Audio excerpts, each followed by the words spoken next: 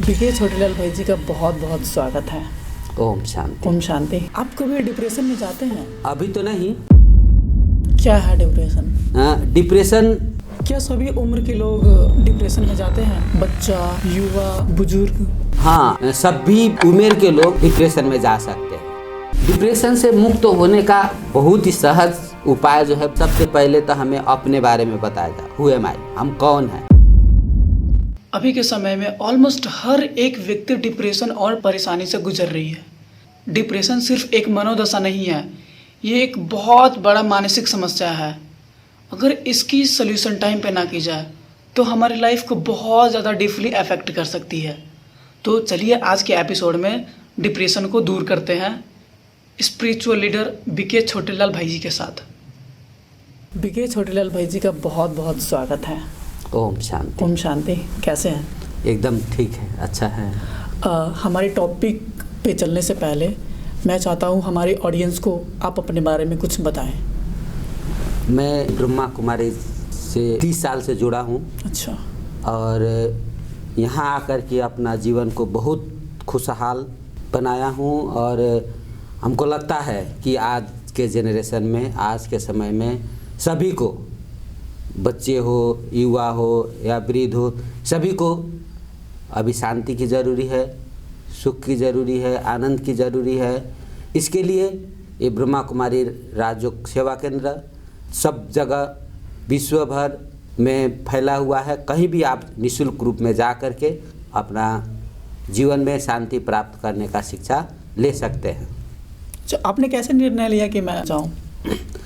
मैं 30 साल पहले, मेरे को ब्रह्मा कुमारी जी के बारे में कुछ पता नहीं था, जानता भी नहीं था।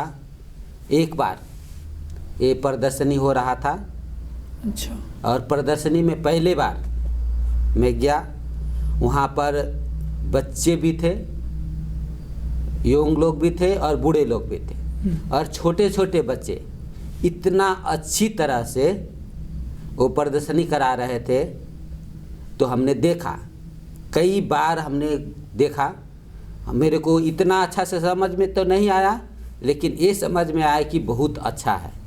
और वहाँ से हमने फिर 7 डेज का कोर्स किया और अपने जीवन को आगे बढ़ाया। बहुत शांति फील करा, दुनिया से अलग। जी जी। अपने टॉपिक पे चलते हैं। आप कभी डिप्रेशन में जाते हैं?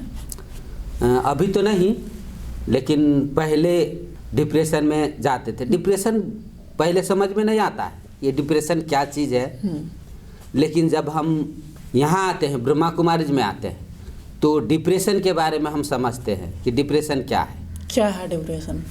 डिप्रेशन एक ऐसा चीज़ है जो कि हम चाहते नहीं हैं, हमारे मन में नहीं होती है, लेकिन वो हो जाता है।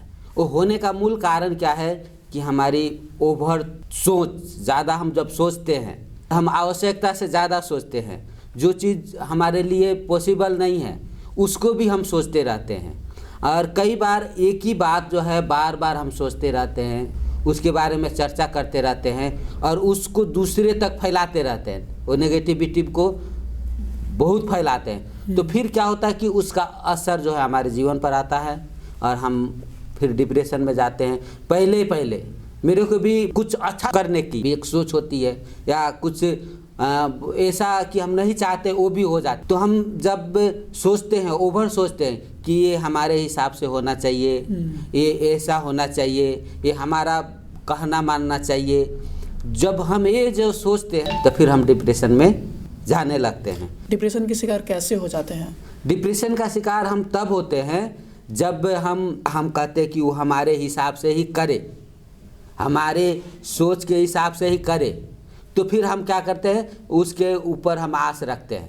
जैसे सपोज़ हम घर में जाते हैं, देखते हैं घर में यदि घर में गए बुजुर्ग पिताजी से मिलते हैं, तो पिताजी का यही एक उलझना रहती है कि मेरा बेटा, मेरा बहू, मेरा बेटी मेरा कहना नहीं मानती, मेरे हिसाब से नहीं चलते, मैं जो बताता वो नहीं करते। उसके बाद में यदि उसके घर में हम उसकी बहू से मिलते हैं, तो बहू ये कहती है कि मेरे पिताजी हैं, मेरी मम्मी जी है या मेरे पति जी है, वो मेरे कहना नहीं मानते हैं, मेरे हिसाब से नहीं चलते हैं। तो फिर हम डिप्रेशन में जाते हैं। फिर यदि हम घर में उस घर के बच्चे से मिलते हैं तो बच्चे का भी एक उलझना होती है कि हम ये पढ़ना नहीं चाहते, लेकिन हमारे ऊपर यही पढ़ने की प्रेशर दी जाती है, हमको उसमें इंटरेस्ट नहीं है, फिर भी हमको वही कहा जाता है। लेकिन सबकी अपनी अपनी लाइफ होती है, तो वो लाइफ के हम विरोध में जाते हैं। किसी को हम बोलते हैं कि नहीं तुमको डॉक्टर ही बनना है, लेकिन उसका एम डॉक्टर बनने का नहीं है, उसका इंजीनियर बनने का है या सिंगर बनने का है। यदि वो उसमें तरक्की कर रहा है, लेकिन हम उसको क्या करते हैं, प्रेशर करते, नहीं वो नहीं करना है ऐसे। तो बच्चे को हम अपने हिसाब से यदि ढालना चाहते तो फिर वहाँ पर वो स्ट्रेस में चले जाते हैं, टेंशन में चले जाते हैं या डिप्रेशन में चले जाते हैं। तो ये सारी सब कारण हैं डिप्रेशन में जाने का। क्या सभी उम्र के लोग डिप्रेशन में जाते हैं, लाइक बच्चा, युवा, बुजुर्ग? हाँ, देखा जाए तो सभी उम्र के लोग डिप्रेशन में जा सकते हैं। इसके लिए कोई बाउंड्री नहीं है कि बूढ़े लोग ही जाएंगे, जवान लोग ही जाएंगे या बच्चे लोग जाएंगे। वो फ़र्क पड़ता है, इन्वायरमेंट का भी फ़र्क पड़ता है, उसको हम कैसे ट्रीट कर रहे हैं उसका फ़र्क पड़ता है। जैसे मान लीजिए घर में पिताजी हैं, वो भी डिप्रेशन में जा सकते हैं, जो कि अपने जीवन में सब कुछ करके अभी अंतिम घड़ी है, अंतिम समय है और उनको भगवान को याद करना चाहिए, नहीं करते हैं। वो अपने बच्चे से आस रखते हैं कि हमारा बच्चा ऐसा करे, इतना अच्छा करे, इतना अच्छा बनाए, उसके लिए बहुत कुछ सोचते हैं, लेकिन बच्चा नहीं कर पाता है, बच्चा से नहीं हो पाता है। हाँ, उसके बाद में घर में जब बहू आती है तो बहू से भी आस रखते हैं कि हमारा बहू आएगी, हमारा ख्याल रखेगी, हमारी देखभाल करेगी। नहीं, वो भी नहीं कर पाती है, वो भी नहीं होता है। नहीं, तो हम क्या करते हैं कि उसमें हम बहुत ज़्यादा सोचने लगते हैं कि हमने अपना जीवन भर इतना कमाया, इतना मेहनत किया, ऐसे किया, इतना खर्चा किया, लेकिन वो हमारे लिए नहीं हुई। तो ये सारी बातें जब हम सोचने लगते हैं, हाँ, और हम डिप्रेशन में जाने का ये भी कारण होता है, हम ये पहले से सोच लेते हैं कि घर में बहू आएगी लेकिन मेरा कहना नहीं मानेगी, और हम ये सोचते रहते हैं कि घर में आएगी लेकिन मानेगी नहीं, मानने वाली नहीं है, ऐसा करने वाली नहीं है। और फिर हम बाहर से फिर हम उसको कहने जाते हैं ऐसा कर दो, नेगेटिव वाइब्रेशन, हम वाइब्रेशन नेगेटिव देते हैं और आस पॉजिटिव रखते हैं, तो फिर हम नहीं कर पाते। हमारे बच्चे हैं, बच्चे पढ़ने जाते हैं, लेकिन हम क्या करते हैं कि बार बार यही सोचते हैं कि ये बेटा जो है नालायक है, पढ़ने वाला नहीं है, और फिर हम उसको आस ये रखते हैं कि अच्छा करे। कई बार जैसे हम खाना बनाते, घर की माँ है तो घर में खाना बनाती रहती है और सोचती है कि ये बेटा तो क्या है, कहाँ जाता है, अच्छा से पढ़ता नहीं है। तो ये बातें जो सोचती रहती है, बनाती रहती है, उसके लिए चाय बनाएगी, कहेगी ये बेटा जो है बड़ा नालायक है, पढ़ता नहीं है। या कोई घर में आते हैं तो क्या कहते हैं कि हमारा बेटा जो है मानता नहीं है, पढ़ता नहीं है। और फिर हम उसको क्या आस रखते हैं कि अच्छा करे, ये जाके अच्छा पढ़े। हम उसको वाइब्रेशन नेगेटिव देते हैं और आस पॉजिटिव रखते हैं। तो ये सारी जो कारण है डिप्रेशन में जाने का, और सभी वर्ग के लोग, बच्चे भी जाते हैं, यंग भी जाते हैं, तो ये सब डिप्रेशन में जा सकते हैं। और अभी बच्चे जो है स्कूल लेवल में जाते हैं तो इतना पढ़ाई का बोझ है, या बच्चे स्कूल में गए, पढ़ के आए, उसके बाद में फिर उसको ट्यूशन भेजते हैं, फिर वहाँ पढ़ के फिर घर में आए तो फिर पढ़ो, तो उसको इतना प्रेशर किया जाता है। उसको खेलने का, कूदने का समय है, लेकिन उसको वो नहीं दिया जाता है, उसको जो चाहिए वो नहीं दिया जाता है, लेकिन उस पर पढ़ाई का प्रेशर दिए तो वो भी तनाव में चले जाते हैं। तो इस सब कारण है सभी वर्ग के लोग डिप्रेशन में जाते हैं। डिप्रेशन से मुक्त कैसे हो सकते हैं? डिप्रेशन से मुक्त होने का बहुत ही सहज उपाय जो है ब्रह्मा कुमारीज में सिखाया जाता है कि जब हम ब्रह्मा कुमारीज में आते हैं तो सबसे पहले तो हमें अपने बारे में बताया जाए, हु एम आई, हम कौन हैं। तो जब इस पर जब चर्चा होती है तो जैसे हम अपने को राम कहते हैं, श्याम कहते हैं, ये नहीं है। हम आत्मा हैं, सोल हैं। आत्मा जो है अमर अजर अविनाशी है। आत्मा का पिता जो परमात्मा है, ये बातें बताई जाती है। और ये बात जो बताई जाती है कि हर एक आत्मा का अपना अपना पार्ट है, सब अपना अपना पार्ट बजा रहा है, और वो एक्यूरेट है, वो होना ही है। तो सबका पार्ट जब एक्यूरेट है और ये हम जानते हैं, उसके बाद में जब हम मेडिटेशन करते हैं, परमात्मा से संबंध जोड़ते हैं, तो परमात्मा जो है, जो सुख के सागर है, शांति के सागर, जो आनंद के सागर है, ये 7 डेज के कोर्स में जो कराया जाता है, तो ये सारी बातें और ये सृष्टि के चक्र के बारे में, सत्युग के बारे में, त्रेता के बारे में, द्वापर के बारे में, कलयुग के बारे में, ये सारी जो क्लास जो है 7 डेज के अंदर में जो कराया जाता है, तो वो जानने के बाद में हम ये समझ लेते हैं कि हर एक का अपना अपना पार्ट है, वो अपना अपना पार्ट एक्यूरेट बजा रहा है। तो जब हर एक आत्मा अपना अपना पार्ट एक्यूरेट बजा रहा है, उसका पार्ट फिक्स है, वो चेंज नहीं होने वाला है, और हम उसको चाहते कि नहीं ऐसा करे, ऐसा हो, तो पॉसिबल नहीं है। नहीं है पॉसिबल, बिल्कुल। तो जो पॉसिबल नहीं है वो हम सोचना छोड़ देते हैं। कब सोचना छोड़ देते हैं? कई बार तो हम चाहते हैं कि ये नहीं करे, ये नहीं होवे, लेकिन हम वही करते रहते हैं। हम कई बार जीवन में देखते हैं कि जो सोचते हैं कि हम ये नहीं करें, लेकिन हम प्रैक्टिकल में वही करते हैं।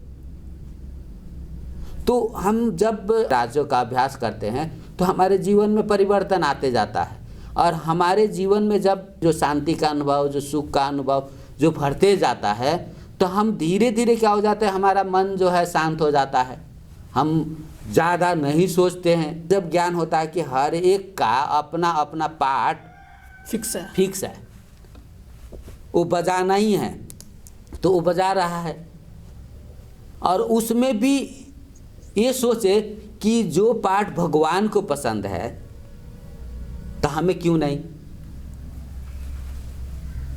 और कई बार ये भी सोचते हैं कि कई अच्छे लोग होते हैं और वो आपको डांटते हैं, या कोई आप अच्छा कर रहे हैं फिर भी आपको डांट पड़ती है, तो यहाँ पर ये सोचते हैं कि ये हमारा परीक्षा है, एग्ज़ाम है, क्योंकि ये ब्रह्मा कुमारी में पढ़ाई और परीक्षा साथ साथ होता है। तो वो हमारा परीक्षा है कि बाबा ने हमें जो शिक्षा देता है कि आपको हर एक परिस्थिति में एक रस रहना है, तो परिस्थिति बन के आता है, या वो कितना भी अच्छा हो देखने में, लेकिन वो परिस्थिति बन के आता है कि हमारा एग्ज़ाम ले सके।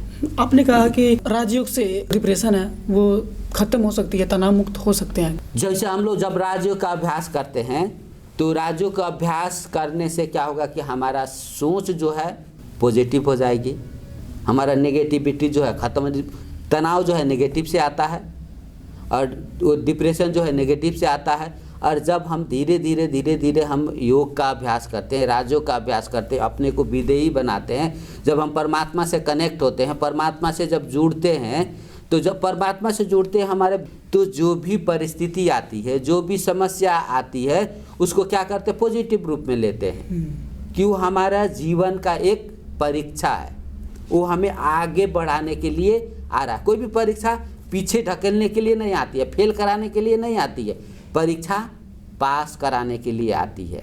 ये हमारे जन्म जन्मांतर का जो कोई हिसाब किताब है वो चुक्त कर रहा है। सपोज मान लीजिए किसी ने आपसे समस्या दिखा करके आपसे कुछ ले लिया, पैसा ले लिया, और आपकी बहुत ज़रूरी है, लेकिन वो नहीं दे रहा है, तो उस परिस्थिति में हम क्या कर सकते हैं कि हम ये सोच सकते हैं कि हमारे पहले जन्म का कोई हिसाब किताब होगा, पहले जन्म में हमने कुछ लिया होगा और वो वापस लिया नहीं दिया, हिसाब बराबर हो गया। तो ये सोचेंगे तो फिर हमारा क्या हो जाएगा, टेंशन नहीं होगा। जैसे मान लीजिए कि हम देखते हैं कई घर में घर की बीबी है, थोड़ा सा बीमार होगी, तो उसकी पति जो है उसको कहाँ ले जाऊँ, क्या करूँ, क्या खिलाऊँ, करता है, उसको अच्छी तरह से देखभाल करता है। क्यों देखभाल करता है?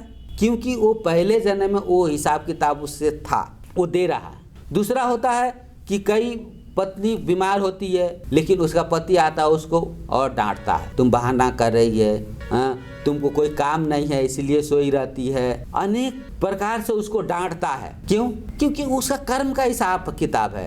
पहले जन्म में वो उसको दुख दिया है तो फिर वो दुख दे रहा है। बिल्कुल नहीं, घर में देखिए किसी के घर में यदि बच्चा जन्म लेता है तो बच्चा जन्म लिया और उसके घर में आना शुरू हो जाता है, सब कुछ अच्छा, वो व्यापार कर रहा है तो व्यापार में अच्छा होने लगता है, वो या कोई भी वो काम करता है तो वो अच्छा होने लगता है, उसमें प्रॉफिट होने लगता है। और वो बच्चा आने के बाद में क्या है कि दिन प्रतिदिन उसको उन्नति प्रगति होती जाती है, सब कुछ अच्छा होते जाता है।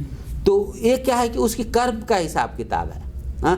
कई बच्चा घर में आता है और आने के बाद में क्या होता है कि जाना शुरू हो जाता है। जन्म लिया, हॉस्पिटलाइज हुआ, उसमें खर्चा शुरू, बीमार हो जाता है, वो लेना शुरू हो जाता है, वो बार बार उसमें खर्चा होना शुरू हो जाता है, और वो आने के बाद में क्या हो जाता है, टेंशन शुरू हो जाता है, तनाव शुरू हो जाता है। तो कई बार क्या होता है कि हमारे पूर्व जन्म का हिसाब किताब भी होता है। जैसे उदाहरण के लिए मुझे एक कहानी याद आती है कि एक व्यापारी व्यापार के सिलसिला में वो दूसरे शहर में जाता है, और दूसरे शहर में जाता है और जाते जाते उसका समय लेट हो जाता है, कहीं होटल नहीं मिलती है, कहीं रहने का जगह नहीं मिलती है। लेकिन एक किनारे में दो व्यक्ति बैठकर अपने में बात कर, झुपड़ी में बैठ कर के अपने में बातचीत कर रहे होते हैं। वो व्यक्ति वहाँ पहुँचता है और वो लोगों से शरण मांगता है कि हमको एक दिन यहाँ ठहरने के लिए जगह दिया जाए। और वो लोग गरीब लोग होते हैं, ठीक है एक कुटिया में आप ठहर सकते हैं तो ठहरिए। और वहाँ पर रात में ठहरने का निर्णय लेता है। निर्णय लेने के बाद में जब वो सोने के लिए जाता है तो अपना बैग जो है खोलता है। खोलने के बाद में वो अपना जो ओढ़ने वाला है, बिछाने वाला चीज़ निकालता है, और वो घर की पत्नी जो है वो बैग की तरफ देखती है तो उसमें बहुत सारा पैसा देखती है, और उनके मन में लोभ आ जाता है, और वो व्यक्ति सो जाता है। सोने के बाद में वो देखती है कि कैसे इसको निकाले, लेकिन निकाल नहीं पाती है। और बाहर एक पत्थर होता है और पत्थर उठा करके उसके सर पर पटक देती है, हाँ, और वो वहीं पर मर जाता है। मरने के बाद में उसका पति जगता है तो देखता था कि ये ऐसा क्यों कर दी, ऐसा नहीं करना चाहिए था, लेकिन वो हो चुका रहता है। तो उस लाश को ठिकाना लगा देती है। उसके बाद में उसके पास बहुत सारा पैसा हो जाता है। वो पैसा से क्या करते हैं कि अपना घर अच्छा बनाते हैं, अच्छा व्यापार करते हैं, गाड़ी खरीदते हैं, और वो बहुत अच्छा, बहुत तरक्की में जाते हैं। और उसके घर में कोई बच्चा नहीं होता। कुछ दिन के बाद में एक बच्चा जन्म लेता है। जन्म लेने के बाद में वो बच्चा इतना टैलेंट होता है, अच्छा होता है, वो पढ़ता है, लिखता है, और जब वो थोड़ा सा बड़ा होता है, 17-18 साल का होता है, तो वो बीमार हो जाता है। बीमार होने के बाद में उसको ट्रीटमेंट के लिए तो हॉस्पिटल में ले जाया जाता है। वहाँ पर ठीक नहीं होता, बड़ा हॉस्पिटल ले जाया जाता है, ठीक। तो धीरे धीरे क्या होता है कि वो व्यापार का पैसा उसमें लग जाता है, व्यापार ख़त्म हो जाता है। उसके बाद में गाड़ी होता है, गाड़ी का पैसा उसमें लग जाता है। उसके बाद में लास्ट में घर भी उसको बेचना पड़ता है। जब घर बेच के जब लास्ट स्टेज में उसको सब ख़त्म हो जाता है, तो वो बच्चा कहता है कि मेरे को अब जाना है, मेरा हिसाब किताब पूरा हुआ। तो उससे पूछते तुम कौन हो? तो बोलता कि वही व्यापारी जो तुमने मारा था और पैसा लिया, तो वही हूँ। अर्थात वो जो आया हुआ अच्छा वो पैसा से हुआ, लेकिन वो पैसा का हिसाब किताब लेने के लिए वो बच्चा क्या है कि दूसरे जन्म आके लेता है। इसी प्रकार हमारे घर में जो बच्चे जन्म लेते हैं तो कोई लेने के लिए आते हैं, कोई देने के लिए आते हैं। तो ये सारा हमारा हिसाब किताब है। तो ये ब्रह्मा कुमारी जी में जाने के बाद में ये कर्म फिलोसॉफी का जो ज्ञान मिलता है, ये ज्ञान के कारण से हम क्या होता है, हमारा जीवन नॉर्मल हो जाता है और हम कभी भी डिप्रेशन में नहीं जा सकते हैं। और ये भी देखा जाता है कि ये ब्रह्मा कुमारी जी में कोई 25 साल से, कोई 30 साल से, कोई 40 साल से, कोई 50 साल से, कोई 60 साल से, कोई 70 साल से रेगुलर लोग आ रहे हैं, एक दिन भी मिस नहीं करते हैं। 3 से 65 दिन में कभी भी छुट्टी नहीं होती है। क्यों जाते हैं? क्योंकि जीवन में बहुत प्राप्ति होती है। एक तो अभी हमारा लाइफ जो है खुशहाल हो जाता है, हम टेंशन फ्री हो जाते हैं, हमारा जीवन आनंद में बीत जाता है। इसका रीज़न है ये ब्रह्मा कुमारी में रेगुलर जाने का, कि यहाँ जाने के बाद में उनको परमात्मा का प्राप्ति हो जाती है। ये दुनिया के लोग सोच भी नहीं सकते कि भगवान मिलेगा, परमात्मा मिलेगा। परमात्मा को खोजने के लिए हम बहुत भटकते हैं, मंदिर में जाते हैं, मस्जिद में जाते हैं, लेकिन हमें प्राप्ति नहीं होती है। जैसे हम लोग देखते हैं धर्म लोग करते कि हम धर्म करना है, ये करना, करते रहते हैं और फिर पाप भी करते हैं। जो हम पाप करते हैं और हम पुण्य की आस रखते हैं। कई बार हमें देखते हैं कई लोग दूसरे को दुखी बनाकर खुशी होना चाहते हैं, तो दुख दे के खुशी कभी नहीं हो सकती है। ओके, देखिए, तो डिप्रेशन कोई बड़ी चीज़ नहीं है, बस उसे हम सोच के बड़ा बना देते हैं। किसी से आस ही नहीं रखना है। जब किसी से हम एक्सपेक्टेशंस नहीं रखेंगे तो खुशी में जीवन जी सकते हैं। और दूसरी ओर स्पिरिचुअलिटी की ओर से देखी जाए तो हमारे पिछले कुछ कार्मिक अकाउंट होती है, कुछ हमने करा होता है जो बराबर हिसाब करनी होती है इस जन्म में। जी। बहुत कुछ सीखने को मिला आपसे। मुझे लगता है मैं अब डिप्रेशन में नहीं जाऊंगा, क्योंकि मैं भी बहुत सोचता था कि यार मेरे हिसाब से ये चले, मैं जो चाहता हूँ वो करें। तो बहुत कुछ सीखने को मिला। आपका बहुत बहुत धन्यवाद आज हमारे शो पे आए और डिप्रेशन से मुक्त कैसे होना है, तनाव मुक्त जीवन कैसे जीनी है, खुशी कैसे रहेंगे, आपने सरल भाषा में हमें समझाई। आपका बहुत बहुत धन्यवाद। ओम शांति। ओम शांति। और हम सभी दर्शकों से अनुरोध करना चाहता हूँ कि आप लोग ज़रूर, आप जहाँ रहते हैं आपके नज़दीक ब्रह्मा कुमारी के सेवा केंद्र में जाए और निःशुल्क रूप में 7 डेज का कोर्स करें और अपने जीवन में सुख शांति आनंद प्राप्त करें। इसमें कोई शुल्क नहीं लगना है, निःशुल्क है। यदि आप कहीं दूर हैं जहाँ पर ब्रह्मा कुमारी सेंटर नहीं है तो आप ऑनलाइन ब्रह्मा कुमारी के चैनल पर जाएं और वहाँ से आप 7 डेज का कोर्स करें है और जीवन को कैसे बेहतर बनाएं, ये सारी क्लास आता है। आप आकर के आप सुन सकते हैं, आप जहाँ भी हैं वहाँ पर सुन सकते हैं। आप सभी को बहुत बहुत धन्यवाद। ओम शांति। ओम शांति। हम किसी व्यक्ति से एक्सपेक्टेशन रखते हैं, जो हम चाहते हैं वो पूरा नहीं होता तो हम डिप्रेस्ड हो जाते हैं। हम जो चाहते हैं वो कभी पूरा नहीं हो सकती, क्योंकि हर एक व्यक्ति की बॉडी के साथ साथ thinking, psychology, dreams, feeling and thoughts, हर एक चीज़ डिफरेंट है, तो वो कभी पूरा नहीं हो सकती। अगर स्पिरिचुअलिटी के नज़रिए से देखी जाए तो हमारे जो भी पिछले कार्मिक अकाउंट है, हमने किसी को दुख दिया, परेशानी दी, टॉर्चर की, तो वो इक्वल करने आते हैं, हिसाब बराबर करने आते हैं।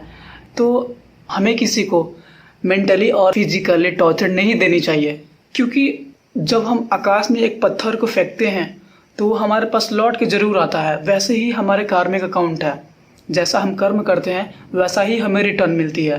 तो अगर डिप्रेशन से दूर रहना है, अगर डिप्रेशन से मुक्त होनी है, तो हमें किसी से अपेक्षा रखना ही नहीं है, क्योंकि अपेक्षा कभी पूरा नहीं हो सकती, एक्सपेक्टेशन कभी पूरा नहीं हो सकती। आशा करता हूँ आज के एपिसोड से आप सबको बहुत कुछ सीखने को मिला होगा और आज के बाद आप सब डिप्रेस्ड नहीं होंगे, खुश रहेंगे और तनाव मुक्त जीवन जिएंगे।